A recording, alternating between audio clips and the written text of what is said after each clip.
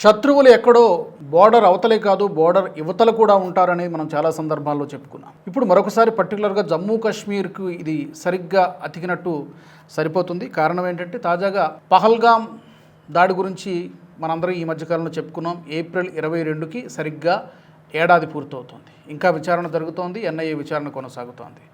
అయితే ఈ విచారణలో వెలుగు చూస్తున్నటువంటి విషయం ఏంటి అంటే 3,000 రూపాయల కోసం కకృతిపడి 26 మంది ప్రాణాలని బలిచ్చేశారు.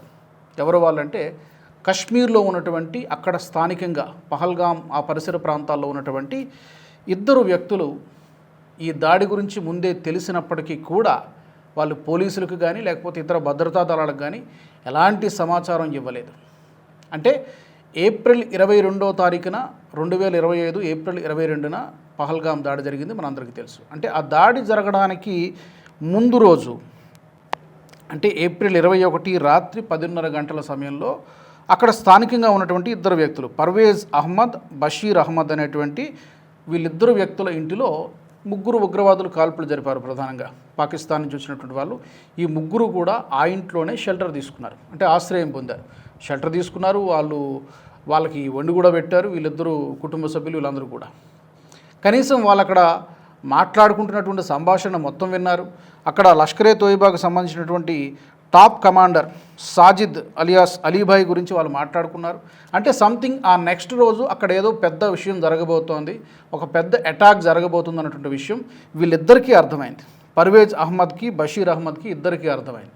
కనీసం వాళ్ళు వెళ్ళిపోయిన తర్వాత అయినా కూడా పోలీసులకి లేదా భద్రతా దళాలకు సమాచారం ఇచ్చి ఉంటే డెఫినెట్గా ఈ 26 మంది అమాయకులైనటువంటి ప్రాణాలు గాల్లో కలిసిపోయేవి కావు, బహుశా బతుకుండేవారు. కానీ అలాంటి ప్రయత్నం ఏది కూడా వీళ్ళిద్దరూ చేయలేదు. పర్వేజ్ కానీ బషీర్ కానీ ఇద్దరూ చేయలేదు. తరువాత రోజు కూడా అంటే దాడి జరగడానికి 1-2 గంటల ముందు కూడా సుమారుగా మధ్యాహ్నం 12:30 గంటల సమయంలో కూడా వీళ్ళ 3 ఉగ్రవాదులు ఆ ఫెన్సింగ్ వెనకాల దాక్కున్నట్టుగా వీళ్ళు గమనించారు. ఈ 2 వ్యక్తులు వీళ్ళు గుర్రాల మీద అక్కడికి వచ్చేటువంటి టూరిస్టుల్ని ఆ లోయకి తీసుకెళ్ళడం, బైసరన్ లోయకి తీసుకెళ్ళడం అది వాళ్ళ వృత్తి చేసుకుంటూ ఉన్నారు. ఏదో వాళ్ళ టూరిస్ట్ లాగా వాళ్ళకు వచ్చినటువంటి కస్టమర్స్ని వాళ్ళు తీసుకున్నారు తప్పితే సో వాళ్ళు అటాక్ చేస్తారని తెలుసు. అక్కడ బాంబుతో పేలుళ్ళు జరగబోతున్నాయి, లేకపోతే తుపాకీతో కాల్పులు చేస్తారు, చంపేస్తారన్నటువంటి విషయం వీళ్ళిద్దరికీ తెలుసు. అయినప్పటికీ కూడా నిర్లక్ష్యంగా మనకేం పోయిందని చెప్పి వాళ్ళు ఊరుకోవడంతో ఇంత ఘోరమైనటువంటి దాడి జరిగింది. వీళ్ళిద్దరినీ కూడా గత ఏడాది జూన్ 22న ఎన్ఐఏ అరెస్ట్ చేసింది. ఈ విచారణలో ఈ ఒక్కొక్క విషయాలు కూడా బయటపడుతున్నాయి. అందుకనే జమ్మూ కాశ్మీర్లో ఇలాంటి వ్యక్తులు ఇంకా చాలామంది ఉంటారు.